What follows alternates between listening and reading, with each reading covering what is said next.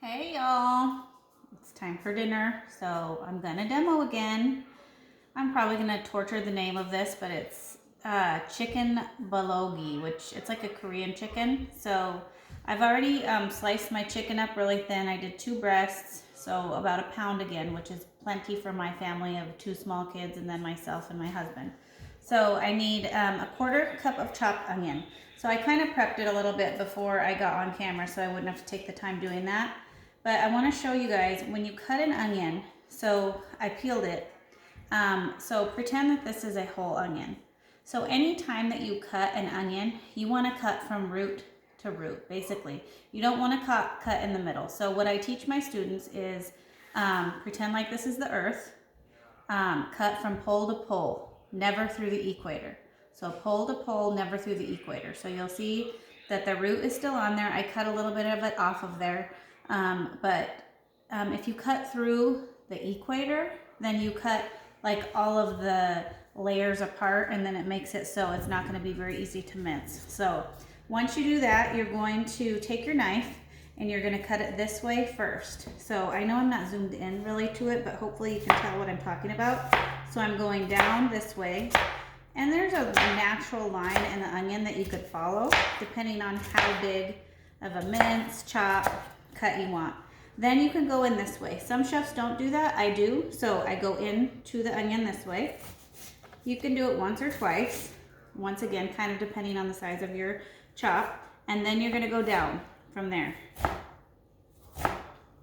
Okay, and so that's giving you like, you can control the size of your mince, but basically it's making your cut the same size.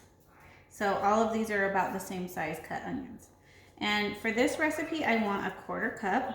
So that was a half of a small onion, but when I look at it, I can tell that that's definitely a 1/4 cup. So I don't need the other half of the onion. Okay, and then I need, let me see, I can't remember. 2 tablespoons of minced garlic. So when you do the garlic, this whole thing is called the bulb. So that whole thing is the bulb. Ooh, the onion's making me cry. This one little piece, actually this is probably more than one. This one little piece is a clove. So I'm gonna start with a clove of garlic, and the best way to get that open is to take the knife, smash it on the garlic, and then take that outside part off. So it should just come right off from there after you smash it. So then you've got your 1 clove of garlic, and then you're gonna mince that up. So there's no really specific way that you mince garlic. You just want it to be small little pieces. And keep your fingers curled back so you don't cut your fingers off, obviously. Hey, buddy. I'm crying from the onion. Okay, so I want 2 strong, huh? No, they can see you on the camera, love. I'm recording. Close your nose. I can't plug my nose when I'm peeling it. Oh, that one came right off without me even having to squish it. That was easy. I think it's because the garlic's just a little bit old, and then once it starts getting old, just like onions, that peel comes off pretty easy. So 2 tablespoons of garlic. So that was 2 cloves right there. So let's get a measuring spoon and measure it. Now this recipe is savory. So what I've told you in class is savory is kind of more to your taste. So if you really like garlic a lot, maybe you'd want to use more than this. If you don't like it at all, you could use less. It's not like baking, like it's chemistry.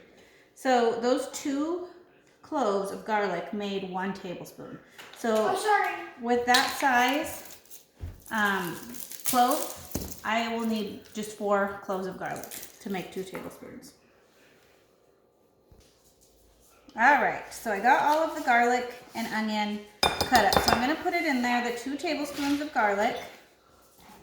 And then a 1/4 cup of onion is gonna be, when you're measuring it with tablespoons, it's 4 tablespoons.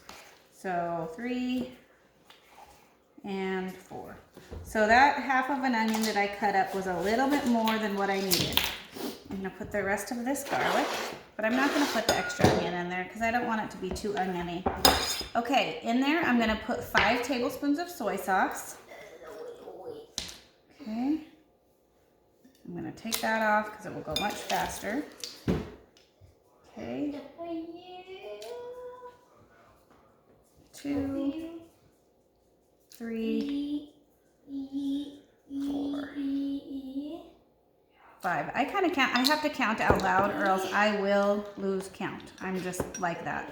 And then it's going to be 2.5 tablespoons of brown sugar. So I don't really want it to be quite that sweet. So I'm not going to do quite 2.5. I'm going to do about 1.5 tablespoons of brown sugar. So that's kind of to your own taste preference. So I don't want it to be too sweet. My family and I really like things to be spicy. So we'll probably add red pepper flakes to this or sriracha or something, but less sweet. So that's your own preference. And then 2 tablespoons of sesame oil. So this could be a recipe that you might not have the ingredients for at home, but it's really good. So if you can talk your parents into getting, the sesame oil, because that's probably the ingredient that you won't have, it's good. So, and then a 1/2 teaspoon of cayenne. All right. Gonna add a little bit of spice, but you can add more with red pepper flakes, like what you put on a pizza, like I said, with sriracha.